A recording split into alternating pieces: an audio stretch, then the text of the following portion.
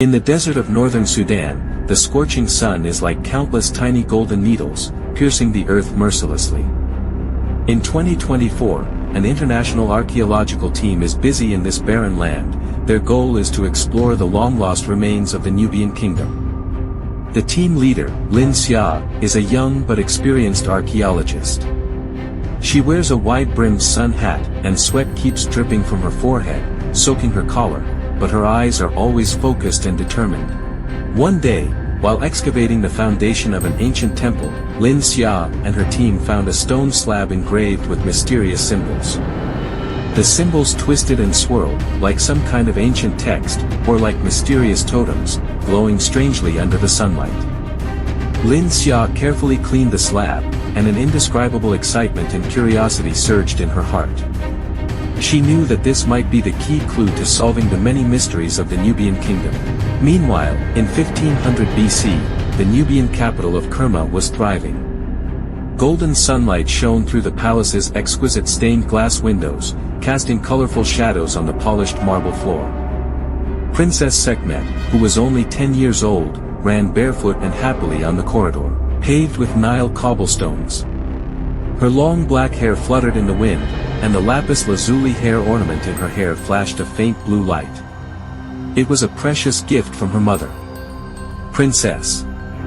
The old priest Amenhotep, leaning on an ebony cane carved with mysterious runes, caught up with them breathlessly. This white-haired old man was the most respected wise man in the Nubian kingdom. His eyes were as deep as the water of the Nile River, as if he could see through everything in the world. Sekhmet stopped and turned around with a bright smile, her obsidian eyes sparkling with curiosity and agility. Grandpa Amenhotep, look. She held up the pottery in her hand, on which was a lifelike crocodile. In Nubian culture, crocodiles are sacred symbols, representing power and protection. I picked it up at the dock. The pattern of the clay is different from ours. Amenhotep's face suddenly became solemn. He took the pottery shard and carefully examined the pattern on it. A trace of worry flashed in his cloudy eyes. This is the mark of the Egyptians. His voice was low and hoarse, as if it carried the vicissitudes of time. Ever since the army of Pharaoh Thutmose III went up the Nile River, this kind of pottery jar has often appeared on the border. Sekhmet tilted her head and asked in confusion, but aren't we in Egypt-friendly countries? My father received a gold necklace from the pharaoh last month. In her young mind, the world was so simple and beautiful. She could not understand the worry and uneasiness in the eyes of adults. The old priest did not answer, but just looked quietly to the north. In the distance, the Nile River sparkled, like a silver ribbon winding. On the river, several Egyptian-style merchant ships were slowly approaching, and the eye-catching Horus I logo on the sails was particularly dazzling in the sun. It was the symbol of the Egyptian royal family, representing the authority and power of the pharaoh. 3 years later, Sekhmet was 13 years old. During these 3 years, she became more beautiful and charming, like a lotus bud about to bloom. Not only was she outstanding in appearance, but she was also diligent and studious. She followed Amenhotep to learn about Nubian history, culture and mysterious prophecies. On this day, she was practicing archery in the shadow of the temple. She held a delicate bow with the bowstring taut, and her eyes were focused on the bull's eye in the distance. Princess. The maid ran over breathlessly, her face full of fear. The beacon towers in the north are all lit. The arrow in Sekhmet's hand fell to the ground with a clang. Her heartbeat suddenly accelerated, and an ominous premonition came over her. She didn't bother to pick up the arrow, but ran towards the palace with her skirt lifted. Along the way, she saw people on the street panicking and running around. The soldiers gathered in a hurry, holding weapons, ready to fight. The moment she climbed the city wall, Sekhmet was stunned by the scene before him. On the Nile River, dense warships covered the river like black beetles. On the warships, Egyptian soldiers wore shining bronze armor, holding spears and shields. Under the setting sun, they looked like a golden ocean. The sound of their war drums was deafening, as if to shatter the entire sky. They violated the peace treaty. King Ramses' voice was trembling, and he held the obsidian scepter tightly in his hand, his knuckles turning white. His face was full of anger and shock, and his eyes revealed a hint of despair. The once majestic king now felt unprecedented pressure and fear. Amenhotep stood beside the king, looking serious. "The pharaoh wants our gold mines and the trade route to the south," he said slowly, his voice full of helplessness. "I saw this disaster in the stars a long time ago, but I didn't expect it to come so soon." Sekhmet looked at the Egyptian army in the distance, and a strong feeling of resentment and anger surged in her heart. She clenched her fists and secretly vowed to protect her country. "Father, let me fight," she said firmly, with an unyielding light in her eyes. The king looked at his daughter, his eyes full of love and reluctance. "You are still too young, Sekhmet," he said softly, reaching out to stroke his daughter's hair. "Go to the temple and pray. This is all you can do now." Sekhmet bit her lip, tears welling up in her eyes. She knew her father was doing this for her own good, but she didn't want to be a weak woman who could only hide behind. However, she still obeyed her father's order and turned to walk towards the temple. The next 3 months were the darkest period in Nubian history. The Egyptian army surged in like a tide, burning, killing, looting and committing all kinds of atrocities wherever they went. Although the Nubian soldiers fought bravely, they were gradually unable to cope with the well-equipped and well-trained Egyptian army. The fields outside Kerma were razed to the ground by the war, the villages were burned, the people were displaced, and the wailing echoed in this ancient land. In a fierce battle, King Ramses was unfortunately seriously injured.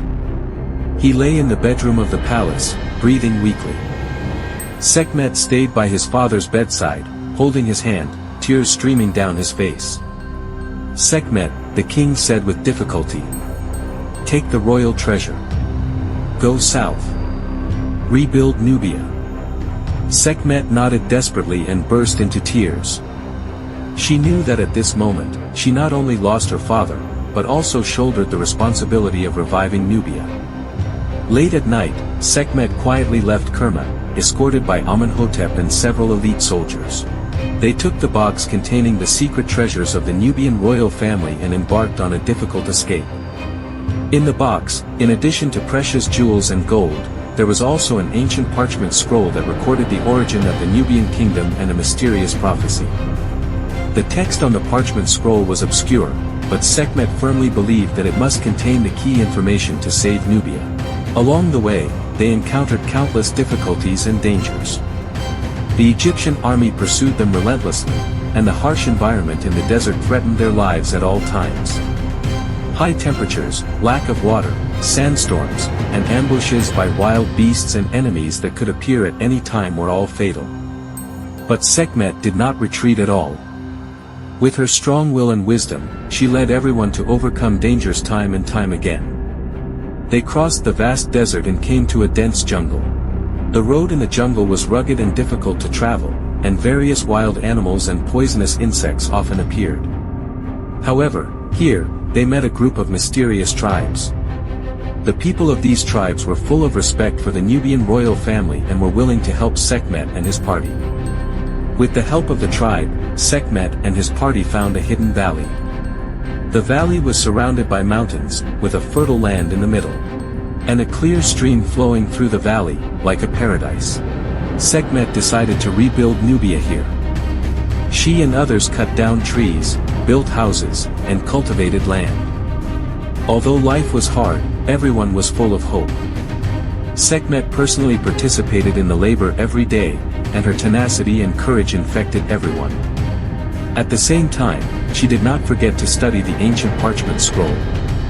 In the process of rebuilding her homeland, Sekhmet began to study the ancient parchment scroll. She found that the prophecy on the parchment scroll seemed to be closely related to their situation.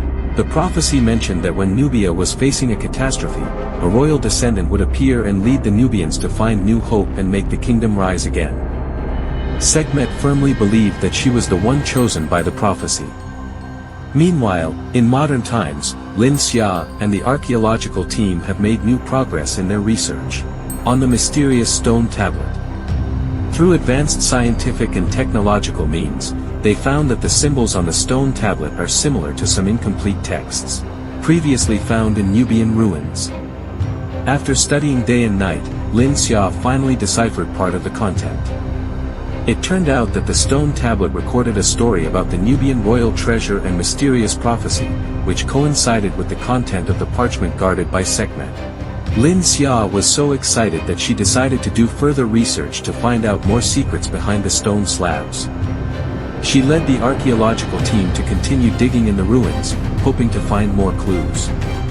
Their efforts paid off, and they discovered another secret room hidden underground. In the secret room, the walls were covered with murals depicting the rise and fall of the Nubian kingdom, as well as the heroic deeds of Princess Sekhmet, who led the people to resist the Egyptian invasion and rebuild the kingdom. In the corner of the secret room, Lin Xia found an ancient box. She carefully opened the box, and inside was the legendary parchment scroll. Although the words on the parchment scroll had gone through thousands of years, they were still clearly legible. Lin Xia verified the contents of the parchment scroll with the records on the stone tablet, and a complete and legendary story gradually unfolded before her eyes. 10 years later, Sekhmet has grown from a young princess into a mature and wise queen. Her country is prosperous and her people live and work in peace and contentment. Although the new Nubia lacks the glory of the old Kerma, it has a tenacious spirit and strong cohesion. On this day, Sekhmet received an important message. There was civil unrest in Egypt, and the pharaoh's rule was shaky. Sekhmet realized that this was a great opportunity to regain lost territory. She summoned the warriors in the country and gave an impassioned speech. People of Nubia. She stood on a high hill and shouted, "Our homes were taken away by the enemy, and our loved ones were killed by the enemy. But we did not surrender, and we stood up here again. Now, the time for revenge has come. Let us return to the north and take back everything that belongs to us." The warriors were so excited that they raised their weapons and shouted in unison. Sekhmet led this army of Nubian elites on a journey to recover the lost land. When their army appeared outside the city of Kerma, the Egyptian defenders were stunned. They did not expect that the Nubians, who they had thought were extinct, had returned and were so powerful. Sekhmet commanded the army and launched a fierce attack on the Egyptian defenders. She led the charge, holding a long sword and charging at the front. Under her leadership, the Nubian army was in high spirits and had an unstoppable force. After a fierce battle, the Nubian army successfully recaptured Kerma. Sekhmet stood in front of the former royal palace, feeling a lot of emotion in her heart. She thought of her father and those who sacrificed for Nubia. She vowed to make Nubia the most dazzling pearl on the Nile River again. Afterwards, Sekhmet continued to lead his army up the Nile River, capturing cities along the way. The various forces in Egypt's civil strife were too busy to organize an effective resistance. The Nubian army was unstoppable and quickly recovered a large area of lost territory. Eventually, Sekhmet's army arrived at Thebes, the capital of Egypt. Faced with the powerful Nubian army, the Egyptian pharaoh had to bow his head and ask for peace. Sekhmet signed a new treaty with Egypt, which not only took back the land occupied by Egypt, but also obtained equal trade rights. The Nubian kingdom rose again and became a force that could not be ignored in the Nile River basin. Sekhmet's name was recorded in history as one of the greatest queens in Nubian history. With her wisdom and courage, she wrote a legendary story and made the lost Nubian kingdom shine again. In modern times, Lin Xia made her discovery public, which caused a sensation around the world. Through her research, people have a new understanding of the magnificent history of the Nubian kingdom. Sekhmet's legendary story has been sung again, inspiring countless people to bravely face difficulties and pursue their dreams. The double echoes of the Nile River have spanned thousands of years, closely connecting the ancient and modern times, and telling the immortal legend of the Nubian kingdom.